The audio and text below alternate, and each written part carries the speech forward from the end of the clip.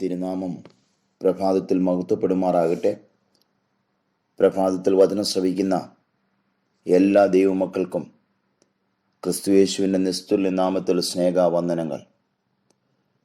November മാസം 19 പ്രഭാതം കൂടെ കാണുവാൻ സർവശക്തനായ ദൈവം നമ്മെ അനുവദിച്ച ദൈവകൃപകൾക്കായി നന്ദിയോടെ ദൈവത്തെ സ്തുതിക്കുന്നു.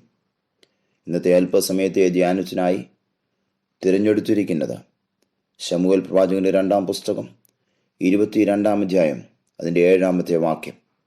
എൻ്റെ കഷ്ടതയിൽ ഞാൻ യഹോവയെ വിളിച്ചു, എൻ്റെ ദൈവത്തോട് തന്നെ നിലവിളിച്ചു. അവൻ തൻ്റെ മന്ദിരത്തിൽ നിന്ന് എൻ്റെ അപേക്ഷ കേട്ട് എൻ്റെ നിലവിളി അവൻ്റെ ചെവികളിലെത്തി. നാം വായിച്ചത് ദാവീദിൻ്റെ ഒരു പ്രാർത്ഥനയാണ്, ദാവീദിൻ്റെ ഒരു സ്തോത്രഗീതം. താൻ എപ്പോഴാണ് സ്തോത്രഗീതം പാടിയതെന്ന് ഈ അധ്യായത്തിൻ്റെ ആരംഭത്തിൽ നമുക്ക് കാണുവാൻ കഴിയും. തന്നെ സകല ശത്രുക്കളുടെ കയ്യിൽ നിന്ന് വിടുവിച്ചപ്പോൾ, ശൗലിൻ്റെ കയ്യിൽ നിന്ന് വിടുവിച്ചപ്പോൾ ദൈവത്തിന് ദാവീദ് ഒരു സ്തോത്രഗീതം പാടി. തൻ്റെ ദൈവം ആരാണെന്ന് 1 മുതൽ 3 വരെയുള്ള വാക്യങ്ങളിൽ പറയുന്നത് നമുക്ക് കാണുവാൻ സാധിക്കും. യഹോവ എൻ്റെ ശൈലം, എൻ്റെ കോട്ട, എൻ്റെ രക്ഷകൻ, എൻ്റെ പാറ, എൻ്റെ പരിച, എൻ്റെ രക്ഷയായ കൊമ്പ്, എൻ്റെ ഗോപുരം, എൻ്റെ സങ്കേതം. 4 മുതൽ 6 വരെയുള്ള വാക്യങ്ങളിൽ താൻ കടന്നുപോയ അനുഭവങ്ങൾ വിവരിക്കുകയാണ്. ശത്രുക്കളുടെ അനുഭവം ഉണ്ടായിരുന്നു. മരണത്തിൻ്റെ തിരമാല തന്നെ വളഞ്ഞു, ദുഷ്ടതയുടെ പ്രഭാവങ്ങൾ തന്നെ ഭ്രമിപ്പിച്ചു, പാതാളപാശങ്ങൾ തന്നെ ചുഴന്നു, മരണത്തിൻ്റെ കണികകൾ തൻ്റെ മേൽ വീണു. ഈ അനുഭവത്തിൻ്റെ നടുവിൽ താൻ എന്തു ചെയ്തു എന്ന് 7-ാം വാക്യത്തിൽ കാണുവാനായിട്ട് കഴിയും. ദാവീദ് 2 കാര്യങ്ങളാണ് ചെയ്തത്. 1, യഹോവയെ വിളിച്ചു. 2, ദൈവത്തോട് തന്നെ നിലവിളിച്ചു. അപ്പോൾ ദൈവം തൻ്റെ അപേക്ഷ കേട്ടു, തൻ്റെ നിലവിളി അവൻ്റെ ചെവികളിലെത്തി. കഷ്ടതയിൽ വിളിച്ചപ്പോൾ ദൈവം വിളി കേട്ടു. അതേ പ്രിയരെ, നാം കടന്നു പോകുന്ന അനുഭവങ്ങളുടെ നടുവിൽ ദൈവത്തോടെ നിലവിളിച്ചാൽ ദൈവം നമ്മുടെ അപേക്ഷ കേൾക്കും. ഇതിൽ നിന്ന് 3 കാര്യങ്ങൾ നമുക്ക് കാണുവാനായിട്ട് സാധിക്കും. 1, ദാവീദ് തൻ്റെ വിജയങ്ങളിലൊക്കെ ദൈവത്തിൻ്റെ കരം കണ്ടു. അതുകൊണ്ടാണ് 1-ാമത്തെ വാക്യം, അവൻ യഹോവയ്ക്ക് ഒരു സംഗീതം പാടി.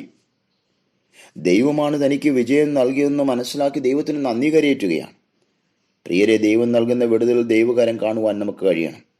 ദൈവകരം കാണുമ്പോൾ നാം ദൈവത്തിന് നന്ദി കരയറ്റണമെന്ന് ഇവിടെ ഓർമ്മിപ്പിക്കുകയാണ്. 2-ാമതായിട്ട് അതിൻ്റെ 2-3 വാക്യങ്ങൾ പറയുന്നു, ദൈവത്തിൽ പരിപൂർണമായി വിശ്വസിച്ചു, അവിടുത്തെ സുരക്ഷിതത്വം അനുഭവിച്ചു. ദൈവം എൻ്റെ എല്ലാം ആണെന്ന് ദാവീദിന് മനസ്സിലായി. ദൈവം സകലത്തിലും മതിയായവനാണെന്ന് ദാവീദ് മനസ്സിലാക്കി. ദൈവം എൻ്റെ രക്ഷിതാവാണ്, എന്നെ സാഹസത്തിൽ നിന്ന് രക്ഷിക്കുന്ന ദൈവമാണെന്ന് ദാവീദ് അനുഭവിച്ചറിഞ്ഞു. അതേ പ്രിയരെ, ദൈവത്തെ പരിപൂർണമായി വിശ്വസിച്ച് ആ സുരക്ഷിതത്വം ഓരോ ദിവസവും അനുഭവിപ്പാൻ നമുക്കും ഇടയാകട്ടെ. 3, ദാവീദ് ദൈവത്തിൽ ആശ്രയിച്ചു, ദൈവകൃപ പ്രാപിച്ചു. 5-6 വാക്യങ്ങൾ.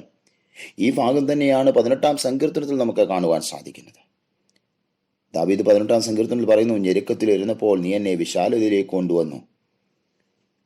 ആ വിശാലതയിലേക്ക് കൊണ്ടുവന്ന് എന്നെ മാനിച്ച ഒരു ദൈവമാണെന്ന് ദാവീദ് അവിടെ ഓർമ്മിപ്പിക്കുന്നുണ്ടല്ലോ. മരണപാശങ്ങൾ ചുറ്റിയ സ്ഥാനത്ത് മരണത്തിൽ നിന്ന് നീക്കുപോക്കൽ നൽകി തൻ്റെ ദൈവം തന്നെ രക്ഷിച്ചു എന്ന് ദാവീദ് ഇവിടെ പറയുകയാണ്. ആ വിടുതൽ നൽകിയ ദൈവത്തിന് നന്ദി കരയേറ്റുക. അതേ പ്രിയരെ, ദൈവത്തെ അനുഭവിച്ചറിയണം. യഹോവ നല്ലവനെന്ന് രുചിച്ചറിയണം.